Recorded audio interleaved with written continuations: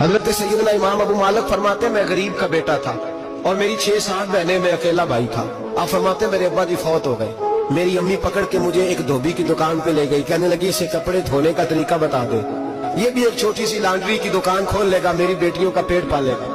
دھوبی کہنے لگا ٹھیک ہے، میں 2-3 درہم بھی دوں گا مہینے کے، اور جب کام سیکھ جائے گا تو تنخواہ بڑھ جائے گا۔